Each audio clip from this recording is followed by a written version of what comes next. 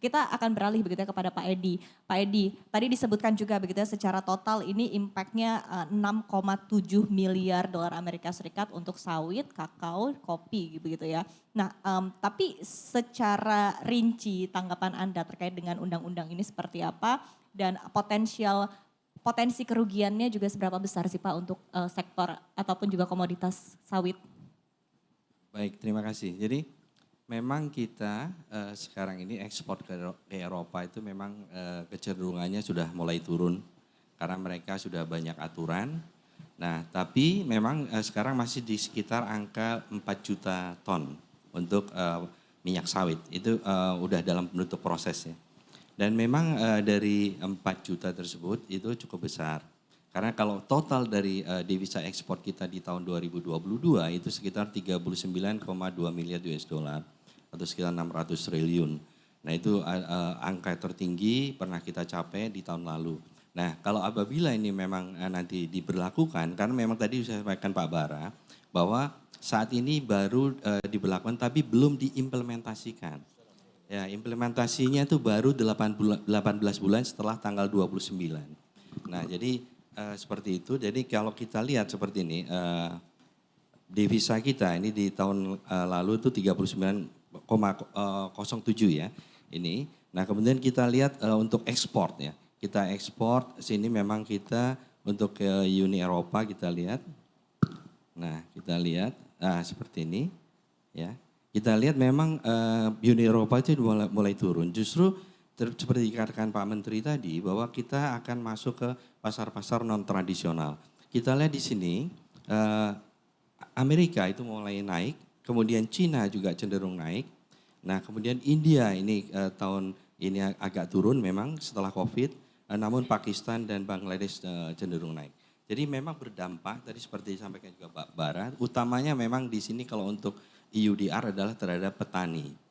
Kenapa terhadap petani? Karena contoh kalau yang kita lihat di sawit itu, dalam satu pabrik atau pabrik kelapa sawit itu tidak hanya dari perusahaan tersebut. Perusahaan juga menampung dari ratusan petani. Dalam satu pengapalan, satu vessel, misalnya 10.000 ton, itu terdiri dari beberapa pabrik kelapa sawit.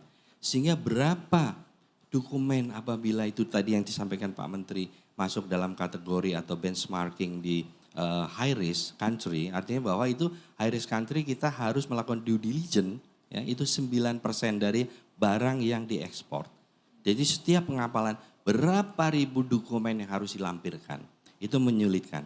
Kemudian untuk petani sawit apabila sampai dengan 4 hektar itu hanya dengan peta geografis, artinya mereka foto. Tapi kalau lebih dari 4 hektar itu mereka harus geolocation. Jadi harus ada koordinatnya masing-masing. Dan itu menyulitkan sekali untuk petani.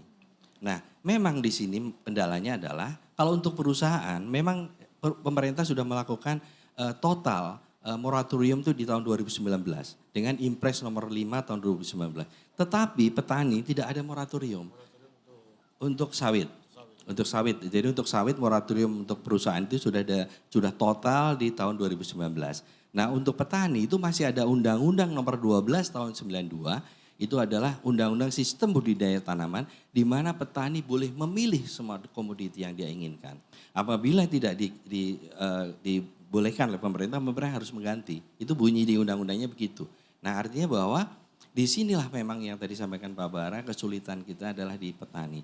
Perusahaan pun demikian. Karena apa? Kalau itu nanti buah-buah petani tidak tertampung, akhirnya terjadi gejolak sosial.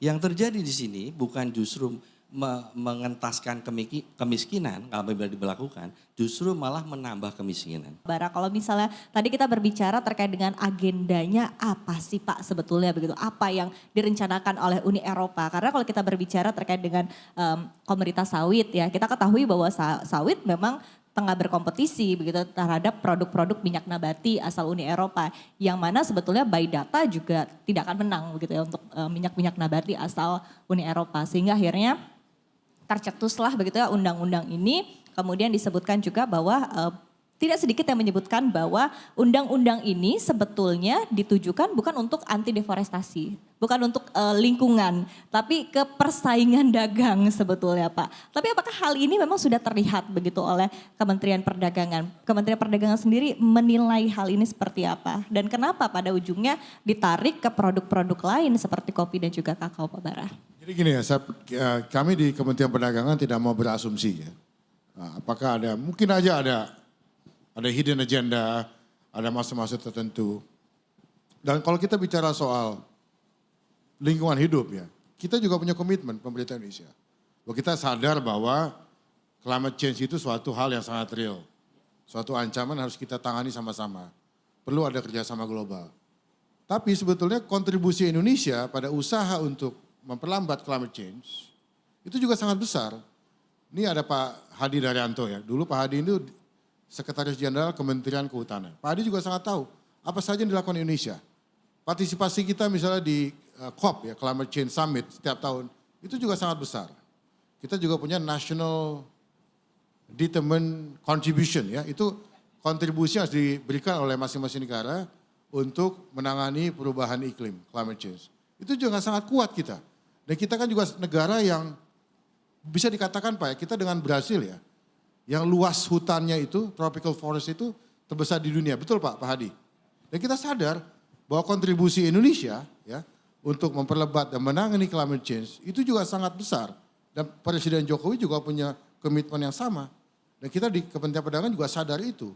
Dan itu selalu kita sampaikan dalam berbagai forum-forum internasional ya yang melibatkan kita. Apakah di WTO maupun forum-forum lainnya juga pada level bilateral bahwa kita serius gitu. Tapi kalau ini diterapkan ya nantinya itu secara full, justru kan itu akan memberikan impact yang besar.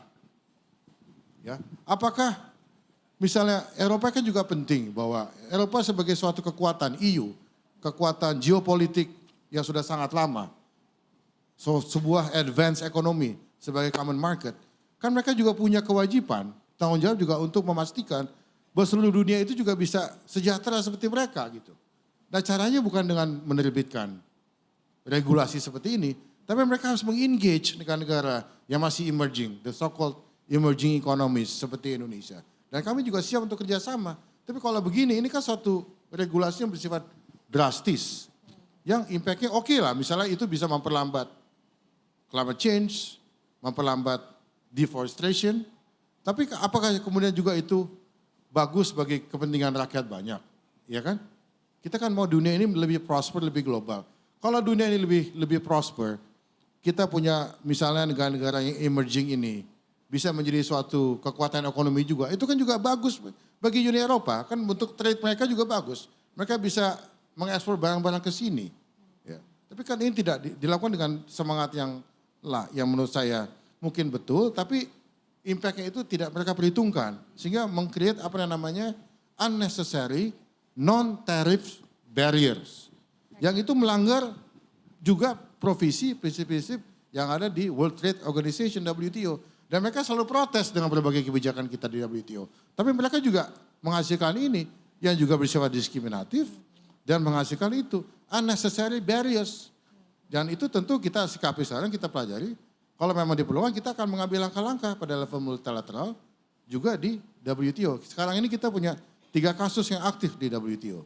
Ya, kebijakan nikel kita kan diprotes, disu oleh mereka. Tapi kita juga mensu mereka balik pada kebijakan yang sebelumnya yang soal CPO itu, yang sawit itu, yang CBM itu ya. Itu kita su. Kemudian mereka membalas, mengimpus satu tarif baru untuk produk steel kita, besi kita ya.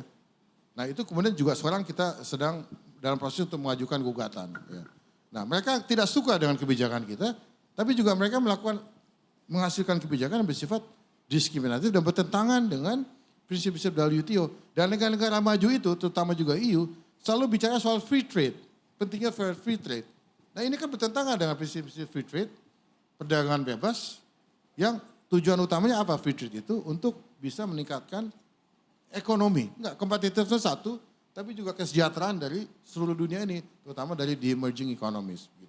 Oke, baik. Baik, tapi tadi yang bisa di-highlight adalah sebetulnya pemerintah inginnya memang kalau bisa ya engage begitu ya Pak ya, sifatnya adalah dirangkul begitu ya bersama-sama untuk menuju tadi kalau narasinya memang sustainability ya, tadi tujuannya adalah dirangkul begitu ya Pak ya, bukan dengan diterapkan satu aturan yang justru dampaknya luar biasa dan justru malah merugikan begitu ya Pak ya. Tadi poin yang perlu di-highlight juga begitu ya, tadi selain tadi dispute yang saat ini juga tengah dihadapi oleh pemerintah di perdagangan internasional begitu. Nah kemudian saya beralih ke Pak Edi. Pak Edi, tadi saya sudah mulai begitu ya dengan narasinya bahwa memang ini narasinya adalah kompetisi begitu ya untuk produk di kancah global begitu ya, sawit, minyak goreng kelapa sawit begitu ya, minyak CPO melawan dengan minyak nabati asal Eropa. Nah, tapi ketika kita berbicara terkait dengan isu sustainability begitu ya, sawit juga sebetulnya sudah melakukan berbagai upaya ya Pak ya untuk menekankan bahwa produknya sebetulnya ramah lingkungan, sustain begitu ya.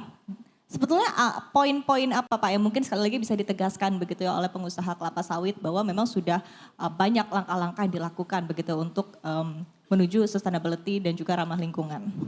Baik, terima kasih. Ini saya mau tunjukkan dulu untuk, nah ini. Ini luas tanaman minyak nabati dunia ya. Saya mau coba kita lihat. Soybean itu totalnya 2022, ini data dari Oil World, itu 132 juta. Kemudian di bawah itu adalah cottonseed, dia 33 juta. Kemudian sunflower itu 30 juta, kemudian rapeseed itu 36 juta. Dan sawit di seluruh dunia itu hanya 24 juta. Sekarang pertanyaannya, siapa yang menyebabkan deforestasi di sini? Ya. Apakah sawit dengan hanya 24 juta? Nah sekarang kita lihat dari produktivitas. Sawit tidak bisa dilawan, sekarang produktivitasnya itu sekitar 3,2 juta ya, artinya 3,2 ton, 3,2 ton per hektar per tahun ya untuk minyak sawit. Sementara kalau kita lihat itu soybean itu hanya sekitar nggak sampai 500. Kemudian coconut oil juga demikian. Productivity, betul. Jadi memang ini nggak bisa dilawan sawit. Sawit itu luar biasa produktivitasnya. Ya. Kemudian kita lihat bagaimana dengan tanaman penghasil minyak nabati lain seperti ini tadi kan. Tuh, semuanya di bawah daripada sawit. Sedangkan penggunaan lahannya itu terkecil dari seluruh minyak nabati dunia. Sawit terkecil tapi produktivitasnya tertinggi. Nah kemudian kita lihat dari tadi untuk pengurangan emisi karbon. Sawit itu tanaman hutan. Dia menyerap CO2 dan menghasilkan O2. Nah beda dengan minyak nabati lain, itu tanaman semusim yang per 3 bulan, per 4 bulan. Mereka tidak bisa seperti sawit. Tetapi kenapa justru sawit yang dia anggap sebagai penghasil emisi? Padahal tidak, yang terjadi justru dia menyerap karbon kemudian menghasilkan O2. Jadi memang di sini kalau kita lihat memang ada unsur perang dagangnya di sini. Nah kemudian bagaimana dengan EUDR? EUDR di sini, nah ini coba. Ini ada EUDR ini, ISPO yang kita lakukan sebagai mandatori di kita, kemudian MSWO di Malaysia, RSPO yang voluntary yang juga kita, beberapa anggota kita juga anggota dari RSPO, ini tidak juga dianggap sama Uni Eropa untuk padahal EUDR. Sertifikasinya sudah ada. Padahal ya, sertifikasinya Pak, sudah ada. Sertifikasinya sudah ada. Bahkan RSPO yang di Eropa sendiri tidak diakui. Mereka punya standar sendiri. Nah ini yang menjadi pertanyaan kita, kan begitu. Tapi kalau saya meyakini memang karena memang mereka tidak bisa melawan sawit. Begitu tinggi produktivitasnya sehingga apapun mereka harus melindungi petani mereka, utamanya di rapeseed kalau untuk mereka ya. Begitu. Oke baik, tapi apakah singkat saja begitu ya Pak Edi, ini sudah disampaikan tentunya kepada pihak Uni Eropa dan pihak global, tapi responnya seperti apa Pak? Jadi begini, saya kemudian mendampingi waktu Pak Erlangga dan juga Deputy Prime Minister di Malaysia waktu joint mission kita ke Brussels. Memang mereka akhirnya sepakat untuk membentuk task force atau satgas. Task force itu anggotanya dari kita juga, dari mereka, dari beberapa NGO dan stakeholder. Nah itu sebenarnya sudah dibentuk, nah tinggal mereka task force ini akan melihat seperti apa dampak apabila ini diimplementasikan. Nah kita berharap dengan task force nanti mereka bisa melihat, kita akan ajak nanti kalau yang sawit saya akan akan bawa ke petani sawit kita. Termasuk yang sejahtera, yang apa, semua akan kita ajak kondisinya. Bagaimana kalau nanti itu implementasikan, akan menyebabkan apa? Yang tadi saya sampaikan, ini akan menyebabkan bahwa yang utamanya adalah nanti, nah ini contoh, ini adalah petani yang akan terdampak. Petani akan terdampak, geolocation, siapa akan membiayai mereka untuk melakukan pemetaan ini? Kan begitu. Nah kalau tidak dipetakan, itu tidak bisa. Bahkan ada tercemar satu saja, itu satu vessel bisa kena. Nah itu, jadi ini luar biasa dampaknya. Cemar, ada tercemar, satu tercemar dari petani, misalnya dari petani mana dianggap itu deforestasi, nah itu akan kena.